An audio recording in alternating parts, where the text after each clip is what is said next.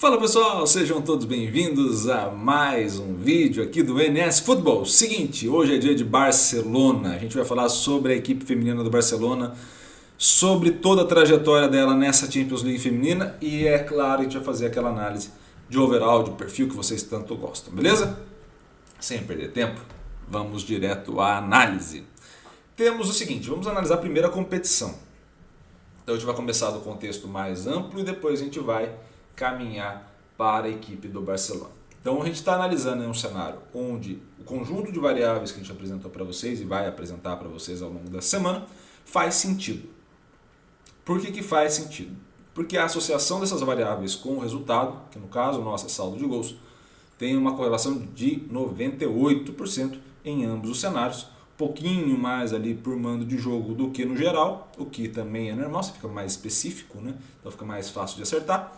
E, mesmo assim, independente dos dois cenários, o importante é que é alta a correlação. Tá? Além disso, você tem uma variância, né, que a gente chama, que é prever essa variação de comportamento também muito alta, na casa de 96%, 97%, e você tem o ajustado, que é quando você fala assim, poxa, colocou muita variável, está roubando no joguinho.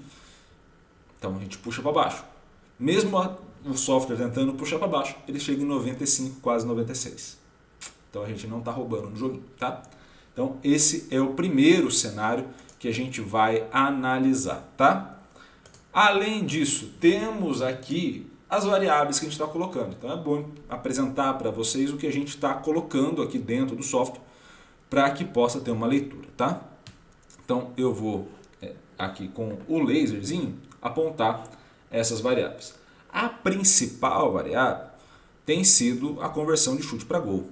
E o que é natural e é normal. A gente fala aqui no canal muitas vezes. Iago, mas você vai repetir toda vez isso? Vou. Faz parte. Futebol é um jogo de conversão. Eu converto uma ação em outra. Ao converter uma ação em outra, eu tenho de forma muito clara a conversão de chute ou de finalizações a gol. Se eu consigo gerar gol, excelente. Se eu não consigo gerar gol, é um problema geral para a minha equipe e aí dificulta demais ganhar os jogos, ainda mais por uma margem grande. Então aqui temos a principal variável, a segunda principal é justamente chute certo. Então percebam como tem uma escalinha, uma escala de entendimento do jogo. E aí eu vou até para a quarta aqui para a gente entender essa escala desde o início. Tá? Aqui é passe. Tem a relação positiva, mas pequena, bem pequena. Tá? Comparado com as outras, então bem pequena. Passar é bom? É bom. Ficar com a posse é legal, é do caramba. Tá? Como que isso vira melhor? Quando eu consigo fazer com que esse meu passe vire chute. Que está aqui. Pô, Iago, mas ainda é pequena a relação. De fato, a tua análise aí da tua casa está absolutamente correta. É pequena. Por quê? Porque se eu chutar tudo errado, não adianta eu ter passe, não adianta eu ter gerado finalização se eu desperdiço todas elas. Então eu preciso convertê-las para chute certo, ou seja, atingir a meta.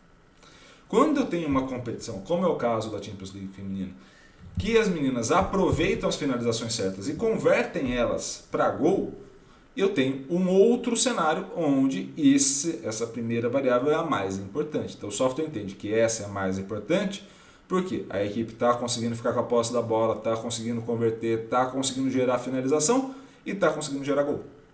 Olha que maravilha, né? Então, quando a sua equipe estiver aí jogando, falar, nossa, temos 70%, 80% de posse de bola, fez gol? Não, então não tem problema, tá? Iago, mas a outra equipe está com 20%, fez gol? Fez. Solucionou o problema que tinha que solucionar, tá? Na defesa, recuperação mais rápida é bom, mas mesmo a situação aqui do passe. É bom, mas precisa saber o que vai fazer com a bola. Recuperou, faz o quê? Né? Boa pergunta, né? O total de recuperação indica que você está perdendo e ganhando muita posse, ou seja, está tendo tempos mais curtos e isso é negativo. Assim como cometer falta é negativo, então, faz sentido.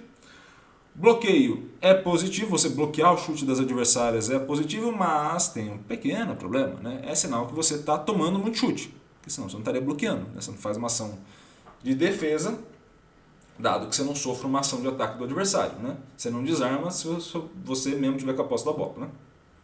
Então, assim, esse bloqueio é sinal que você está tomando muita finalização, mas está conseguindo bloquear, que é importante. Mas você poderia não tomar finalização, né? Ajudava a não ter que bloquear. E aqui na defesa, você conta com a presença da sua goleira evitando catástrofes muito grandes, porque se você tomar os gols que toda hora chutarem em você, você está ferrado, e aqui a sua goleira consegue evitar grande parte desses gols, tá? Então, esses são os cenários que a gente pode entender. A equipe do Barcelona na tela para vocês, o overall 64 de maneira geral, tá? Uma equipe que fica muito com a posse da bola, tá? Então aqui muitos passes, e você pode ver que o índice de progressão é muito parecido com o índice de passe. Aí, Iago, o que isso quer dizer? Basicamente que a equipe do Barcelona progride com passe. Só, tá? Se a gente for olhar, a gente vai olhar isso amanhã, o vídeo do Wolfsburg, a gente vai ver que no caso do Wolfsburg é o inverso. Você tem mais progressão e menos passe. Ou seja, você tem uma forma de progredir conduzindo essa bola. Tá? Os números vão apontando como as equipes jogam. Aqui você vai ter uma grande taxa de conversão de passe para chute, uma grande taxa de chute certo ao gol e uma grandíssima taxa de conversão. Isso é muito alto, 23 aqui é uma nota muito alta, por incrível que possa parecer. Tá? Na recuperação, recupera bastante, recupera rápido, mas ainda às vezes recupera cometendo falta. Tá? Então assim, ela faz a falta, reinicia a jogada e aí recupera. Tá? Aí você tem bloqueio e defesa da goleira. Como você tem um alto índice de bloqueio, as ações não chegam tanto na goleira. Então aí o índice dela cai um pouquinho, porque acaba não tendo um número de finalizações. E quando chega a finalização, provavelmente você está vindo bloqueado aqui. Quando chega para ela, já chega numa situação muito mais difícil de fazer a defesa. Então assim, não é um chute de longe que ela só fez um encaixe e saiu jogando. Aqui ela sofreu mesmo a finalização e parou na defensora. Aqui, de fato, ela foi a última chance que teve a defesa e está numa situação difícil de defender. E aí não é culpa da goleira especificamente, mas de todo um sistema defensivo. Tá bom? Agora vamos entender o impacto da equipe adversária. Então temos aqui um Barcelona com overall 64 que cai para 56. Ou seja, há uma queda de performance grande desse Barcelona quando joga contra as grandes equipes. Ah, Iago, você é só o Barcelona? Não, são todas as equipes. Quando você joga o total dessas competições, você tem os adversários muito fáceis. Quando você joga o específico, só quem classificou, por exemplo, você passa a ter os adversários mais difíceis, ou seja, o seu comportamento positivo vai caindo, obviamente. Né? Então, você que joga FIFA, que está aí me assistindo, né? Você joga PES ou FIFA, contra os adversários mais fáceis, você joga muito bem, faz 6, 7, 8, 9 a 0. Quando você vai pegar um adversário muito difícil, você tende a fazer menos gols e apesar de manter um estilo seu de jogar, você tende a ter mais dificuldade. A mesma coisa acontece no futebol profissional. Contra todas as adversárias, o Barcelona tende a ter um comportamento que mantém. Aí, onde que mantém isso? Observem aqui. 78 vai para 75, não muda. Fica com a posse da bola. A progressão também é feita por passe. Não muda, 76 para 73, é muito pouca mudança, muito pouca essa queda. A taxa de conversão já começa um pouquinho mais, passa de 36 para 29, então já começa a cair bem aqui. Isso vai impactar diretamente no chute certo, porque se eu consigo converter menos, eu tenho menos chutes, e se eu ainda tenho menos chutes, tem um problema muito grande, porque eu precisaria acertar até mais do que eu acerto, para alcançar o número total de chutes certos ao gol. E aí eu tenho de novo uma queda de chutes certos ao gol, que gera uma grande queda lá na frente na taxa de conversão. Então percebam como a dificuldade faz com que a minha equipe desça um degrau. Normal, tá? Mas é importante entender esses pontos para a gente poder fazer uma análise mais correta. Na fase de defesa, eu tenho de novo uma equipe que fica mais lenta para recuperar, que recupera menos vezes, que comete mais faltas, ou seja, ele cai a nota da falta, né? Então ele comete mais falta. Tá? E aí sim, eu tenho um aumento do bloqueio, porque eu sofro mais, percebe? A lógica do bloqueio, como ela é filha da mãe. Eu tenho um aumento do bloqueio? Tenho. Eu tenho um aumento da defesa da goleira? Tenho. Por quê? Porque eu sofri mais finalizações do que eu costumava sofrer. Então, é positivo ter um bloqueio ou uma defesa? Claro que é. É muito melhor eu ter esse cenário do que não ter. Tomar a finalização e sofrer o gol. mas seria muito mais interessante eu não sofrer a finalização de maneira geral, coisa que em jogos mais difíceis, como são os casos que a gente pega da fase eliminatória e também os dois classificados de cada grupo, né, passa a ter esse cenário onde você tem uma queda de performance, isso é natural. Tá? Vamos acompanhar a trajetória dessa equipe ao longo da competição. Tá? Então você tem uma estreia contra a equipe do Benfica, que é uma estreia com 9-0, resultado muito grande.